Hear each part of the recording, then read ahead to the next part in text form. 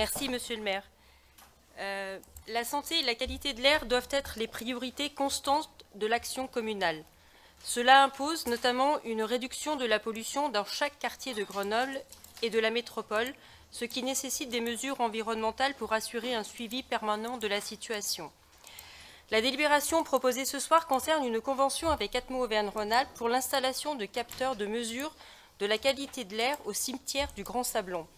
Cette localisation a certainement un intérêt, mais d'autres lieux davantage soumis aux impacts de la circulation ou de CVCM sur la qualité de l'air auraient certainement été plus conformes pour relayer efficacement et objectivement les mesures prises. Je le rappelle, notre groupe a toujours pleinement adhéré aux objectifs du projet CVCM Grenoble, qui se plaçait dans la continuité du projet Cœur de Ville, Cœur d'Agglo, engagé dès 2005, à savoir réduire la pollution, étendre le centre-ville, faciliter l'accès au centre et le rendre plus attractif et dynamiser le commerce. Or, le CVCM engagé dans la précipitation au tout début de votre mandat, sans étude d'impact et sans concertation, produit aujourd'hui des résultats alarmants concernant la qualité de l'air qui ont été mis en évidence par Grenoble Hacker.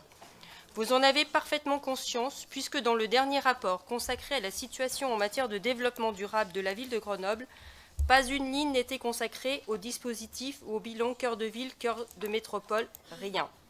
Et pourtant, ce dispositif était présenté à l'origine comme étant le dispositif permettant de lutter pour la qualité de l'air respiré par les Grenoblois et l'ensemble de la métropole. Aujourd'hui, la conséquence dans le déploiement précipité du dispositif montre que les indicateurs sont tous à l'orange, voire au rouge. Hausse de la pollution, congestion du trafic, baisse de l'activité commerciale, évitement sinon abandon du cœur de ville.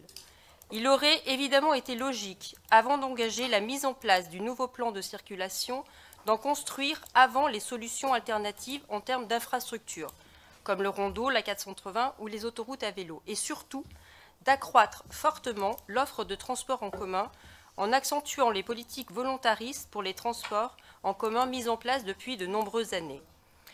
Vous en avez décidé autrement dans une seule logique d'empressement à mettre en œuvre vos objectifs électoraux et les conséquences réelles vous donnent bien peu raison.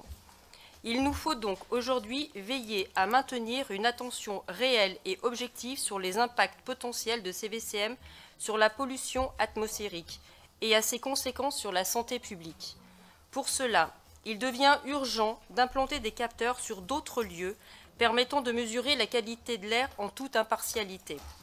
Les axes de grand passage situés à proximité des écoles sont évidemment prioritaires. Si nous pouvons nous féliciter de la convention passée avec l'AREA dans le cadre du réaménagement de l'A480, intègre une dimension qualité de l'air pour les enfants du groupe scolaire Joseph Vallier, à l'inverse, nous ne pouvons que regretter cette indifférence concernant les écoles, collèges et lycées impactés par le plan de circulation CVCM et l'augmentation de la pollution générée par les embouteillages, notamment au centre-ville, et depuis le nouveau plan de circulation vers les quartiers sud de Grenoble. La priorité donnée à la santé des enfants et à la qualité de l'air qu'ils respirent doit être la même dans toutes les écoles de Grenoble et l'installation de capteurs à proximité doit être une priorité. Et là, je ne parle pas de tous ces jeunes et de tous ces étudiants occupant les terrasses du boulevard Gambetta qui, été comme hiver, respirent l'air le plus pollué de Grenoble et pas besoin de relever Atmo pour s'en rendre compte. La station ne donne une mesure valable de la pollution du trafic que si elle est proche du lieu d'émission. Des capteurs doivent donc être installés dans les rues les plus soumises aux congestions de trafic accrues depuis CVCM, d'après l'Obs-CVCM. Il en faudrait aussi une dans les quartiers sud, plus touchés par les effets de la pollution sur la santé. Voici les lieux qu'il est urgent d'équiper en capteurs.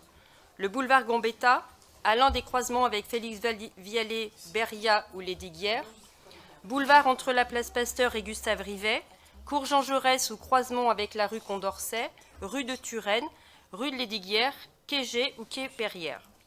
Aujourd'hui, une seule station, celle du boulevard Foch, est une station dite urbaine trafic, suivant la terminologie d'Atmo, ce qui signifie que les impacts de la circulation ne seront relevés qu'à cet endroit pour toute la ville de Grenoble. Les 2 autres stations sont des stations dites urbaines fonds, ce qui signifie que les relevés sont faits dans des lieux à très faible circulation et ne reflètent qu'un niveau de pollution dilué.